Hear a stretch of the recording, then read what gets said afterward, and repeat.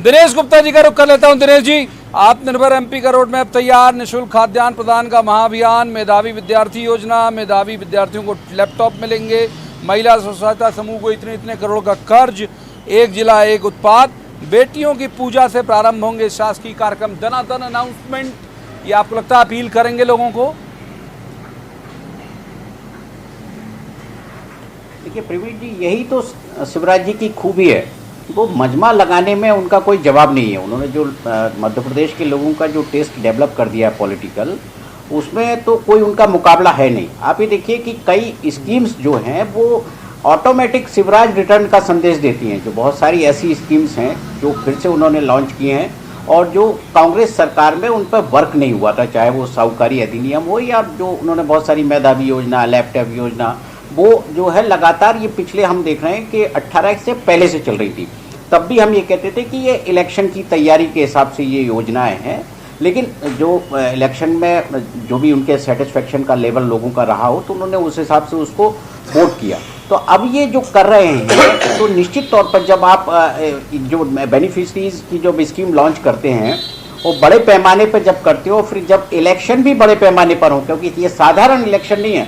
27 विधानसभा सीटों पर जो उपचुनाव है वो मध्य प्रदेश की हिस्ट्री में आम चुनाव से ज़्यादा महत्वपूर्ण है। तो उस चुनाव के लिए आपको तैयारी भी आम चुनाव जैसी ही करनी पड़ेगी। तो शिवराज जी वही तैयारी कर रहे हैं। आप देखिए कि चाहे उनकी रफ्तार के बारे में आप कुछ भी करिए, ड्राइवर का यदि स्टीयरिंग पर कंट्रोल है तो वो जो है टाइम पर अपना जो है टारगेट अचीव कर लेगा।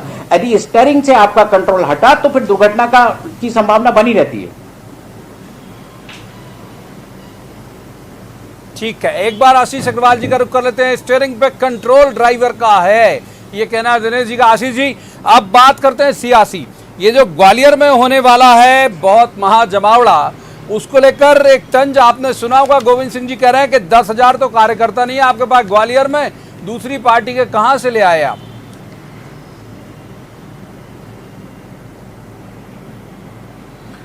देखिए, कहते हैं ना कि जब अंगूर नहीं मिलते तो उनको खट्टा कह देते हैं। अगर सिंधिया जी की प्रामाणिकता इतनी ही कम थी तो क्यों वो अपने राहुल गांधी जी के साथ उनको एक स्थान मिलता था?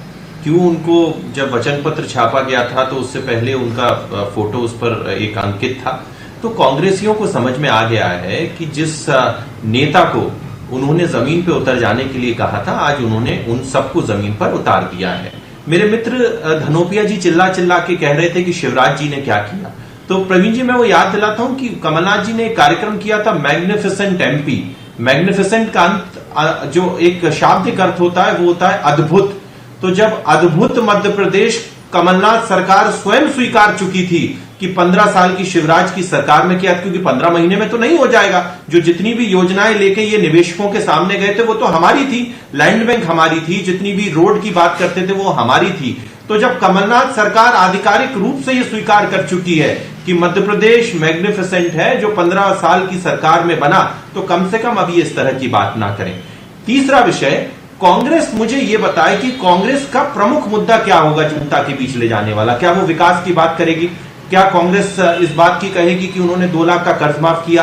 क्या वो एक बेरोजगार निकाल के बताएंगे जिसको उन्होंने बेरोजगारी भत्ता दिया हो? क्या निराश्रित पेंशन की बात करेंगे? 51,000 बेटियों की करेंगे? अरे इनके समय में तो जो लूटपाट हुई युद्ध के नाम पे। धनोपिया साहब, दोनों मसलों पर आपका आ जाऊंगा। आशीष जी, वक्त रात जरूर आऊंगा आपके पास एक बार, और आपने जो मुद्दे उठाए पूछ लेते हैं। धनोपिया साहब, एक तो ये कि आप लोग लगातार उकसाते रहे पिछले कई दिनों से, मैं देख रहा हूँ सिंधिया क्यों नहीं जा रहा है ग्वालियर, सिंधिया क्यों नहीं जा रहा है। अब वो जा रहे हैं जंगी आम सभा करने समारोह पूर्वक, मान लीजिए बहुत सक्सेसफुल हुआ जैसा क्लेम किया जा रहा है, तो फिर मुद्दा क्या बचेगा? और दूसरा, आशीष अग्रवाल जी कह रहे हैं कि आपका एजेंडा क्या होगा पब्लिक के बीच जाने का?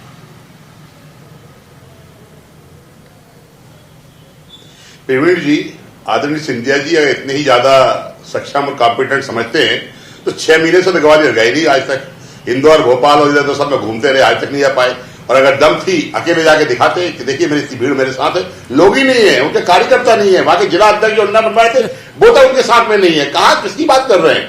और ये मेरे मित्र कह रहे हैं ना, मैं यही कहना चाहता हूं, फिर निवेदन करता हूं कि सिंधिया जी अकेले जाएं और दिखाएं कि 10,000 कार्यकर्ता कहां से लेके आ गए। मैं मान जाऊंगा, सबको क्यों लेके जा रहे हैं? अपनी सरकार को लेके क्यों जा रहे हैं? क्यों भरोसा नहीं है अपने आप पे? और रही दूसरी बात, जब सड़क पे आकर उन्होंने सबको सड़क पे ला दिया, तो अभी परसों ही उन्होंने इंदौर में कहा है कि उन्होंने अपने परिवार की परंपरा को निभाया है। 2 बार सरकार गिरी इस मध्य प्रदेश में। संबित की सरकार उनकी दादी ने गिराई थी, उनके पिताजी ने दूसरी पार्टी बनाई थी और उन्होंने मध्य सरकार गिराई। और वो एक चीज बोलना जरूर भूल गए जो उनके डीएनए में है, 1857 में महाराज लक्ष्मीबाई को उन्होंने बेचारी को शहीद करवाया था। तो उनका अपनी परंपराएं हैं, वो उन्होंने निभा रहे हैं, निभाते रहे। जनता सब जानती है। बिके हुए लोग, सौदे के लोग जो हैं, 14 मंत्री जो विधायक नहीं है, 14 विधानसभा के लिए बना दिए गए आपने। अरे आप एजेंडा भी बता दीजिए। एजेंडा वो कह रहे हैं कि भाई ठीक है, हम ये जल्दबाजी वाली योजना है, हम ये सब लेके लोगों के बीच जाएंगे। वही कह रहा हूं, आप क्या लेके जाएंगे? नकेल डालने का काम कमलनाथ जी ने किया था, आपने छोड़ दिया।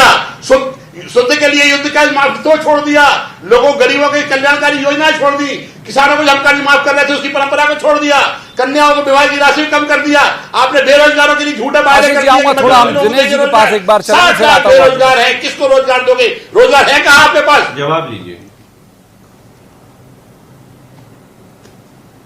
आऊंगा आशीष जी, पहले दिनेश जी के पास, दिनेश जी का रुख कर लूं फिर आऊंगा आपके पास। दिनेश जी, ये दूसरा जो विषय है, इसी से जुड़ा हुआ दूसरा मुद्दा है। विषय तो हमारा लक्ष्य, जो मैं कह रहा हूं बार बार, लक्ष्य तो एक ही है, वो चाहे ग्वालियर की रैली हो या ये अनाउंसमेंट हो। तो इसमें जो बात कर रहे हैं धनुप्रिया जी बार बार, अगर मैं फिर जो उनसे पूछा वो आपसे पूछूंगा कि जिसके सफल होने की संभावना है कि वो जंगी हो गया, मान लीजिए वो आयोजन, तो फिर क्या मुद्दा बचेगा कांग्रेस के पास? नहीं, देखिए, स्वाभाविक तौर पर जो चुनावी रणनीति जब होती है, कोई भी कार्यक्रम प्रवीण जी फ्लॉप करने के लिए प्रचारित नहीं किया जाता या नहीं बनाया जाता। वो कार्यक्रम जंगी होगा, इसीलिए इतना उसका जो है, आपने देखी ना कि अलग अलग विधानसभा क्षेत्र वाइज आप लोगों को पार्टी में शामिल करा रहे हैं। वो पार्टी में शामिल होंगे कि नहीं, ये कितनी देर है, आप देखिए जब भी कार्यक्रम होगा तो वो सामने आ जाएगा कि ये दावा सच है कि झूठ है। यदि जो है कांग्रेस के वो कार्यकर्ता तो कोई ऑफिशियल होते नहीं है, हमने देखा है कि कांग्रेस में जो परंपरा है, हर आदमी जो है कोई भी कह सकता है कि वो कांग्रेस का कार्यकर्ता है। जिस तरह से भारतीय जनता पार्टी का सदस्यता का सिस्टम है, वो वैसा कांग्रेस पार्टी में नहीं है। और यही जो ग्वालियर चंबल रीजन की जो बात है ना, कि कांग्रेस के पास जो समस्या है, वो यही समस्या हम देखते हैं कि उनके पास कार्यकर्ता नहीं है। क्योंकि जिस तरह से वहां पिछले हम 4 दशक में राजनीति का स्वरूप देख रहे हैं, खासकर कांग्रेस की, कि जो भी नियुक्तियां होती हैं, चाहे जिला अध्यक्ष हो या कोई भी, आपको कहीं भी किसी भी पद पर कांग्रेस पार्टी में नियुक्तियां होना हो, तो रिकमेंडेशन आपको सिंधिया परिवार की लगती थी, चाहे माधवराव सिंधिया हो या ज्योतिरादित्य सिंधिया हो। तो निश्चित तौर पर जो भी होगा, जो भी निष्ठा होगी, देखिए कांग्रेस तो निष्ठाओं पर चलती है कि आपकी निष्ठा कमलनाथ जी के साथ है, दिग्विजय सिंह जी के साथ है, अलग अलग लोग हैं। जब निष्ठाओं पर राजनीति चलती है तो फिर उसमें संख्या नहीं देखी जाती, निष्ठा देखी जाती है। कि हमने ये देखा कि जब निष्ठा थी ज्योतिरादित्य सिंधिया में, तो लोगों ने कैबिनेट मंत्री का पद छोड़ दिया कि ठीक है साहब, आप जो है हम इस्तीफा देते हैं। क्योंकि मैंने बार बार कहता हूं कि दोबारा चुनाव लड़ना किसी के लिए भी बहुत आसान काम नहीं होता, कि एक बार आप इस्तीफा देके दोबारा कोई गारंटी नहीं होती कि आप फिर से चुनकर आ जाएंगे। तो ये निष्ठाओं से जुड़ा हुआ मामला है कि आप एक साथ जो है 19-20 विधायक इस्तीफा क्या कह रहे हैं वो बड़ी बात। अगर वक्त रहा तो फिर आऊंगा आपके पास। आशीष अग्रवाल बहुत देर से कुछ कहना चाहते हैं, बोलिए आशीष जी अपनी बात। देखिए, गालिब का एक बड़ा मशहूर शेर है कि हमको मालूम है जन्नत की हकीकत, लेकिन दिल को बहलाने के लिए गालिब ये ख्याल अच्छा है। तो पहले कभी मंत्रिमंडल नहीं बनेगा, मंत्रिमंडल बन गया। फिर विभागों का बंटवारा नहीं होगा, विभागों का बंटवारा हो गया। अब सिंधिया जी कब जाएंगे ग्वालियर, ग्वालियर तय हो गया। कितने कार्यकर्ता होंगे ये भी सामने आ जाएगा और ये हाथ मलते रह जाएंगे।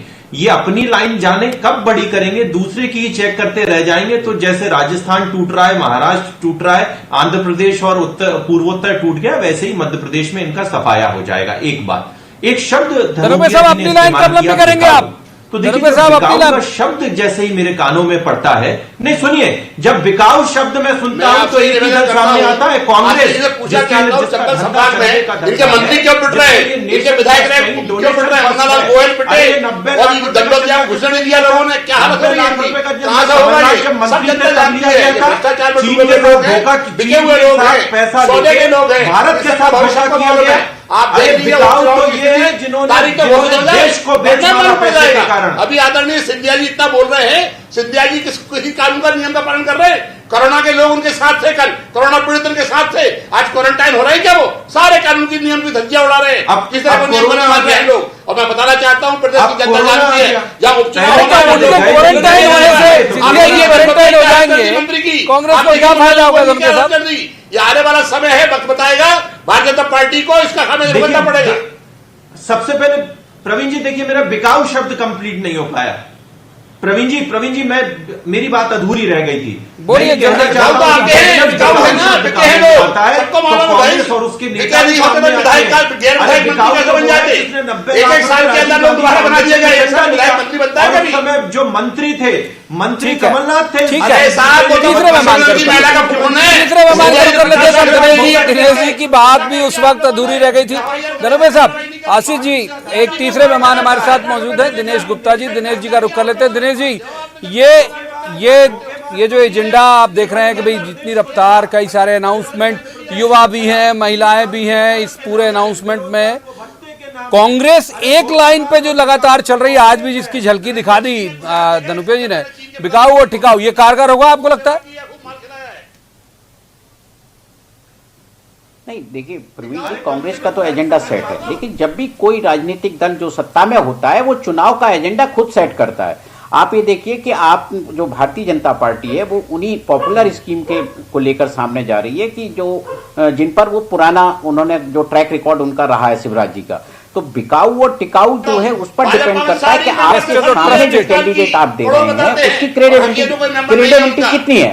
आप ये देखिए कि जब हम ये देखते हैं कि जब बहुत सारे लोग जो भारतीय जनता पार्टी या बहुजन समाज पार्टी छोड़कर जो लोग आ रहे हैं, उनको जब आप कांग्रेस पार्टी उसमें शामिल करती है तो उसको आप कैसे टिकाऊ कह सकते हैं? क्योंकि जब जो खुद का अपना जो पार्टी का कार्यकर्ता है उसको यदि आप टिकट देंगे तो शायद हो सकता है ये संदेश जाए कि हमारा ये जो है उसकी निष्ठा भी, लेकिन जब आप बसपा से आ जाओ, बीजेपी से आ जाओ, इधर से आ जाओ, जब आप उनको लाते हैं बात है, तो माफ कीजिए, इतनी चर्चा का मुकर्रर है आज के लिए वक्त।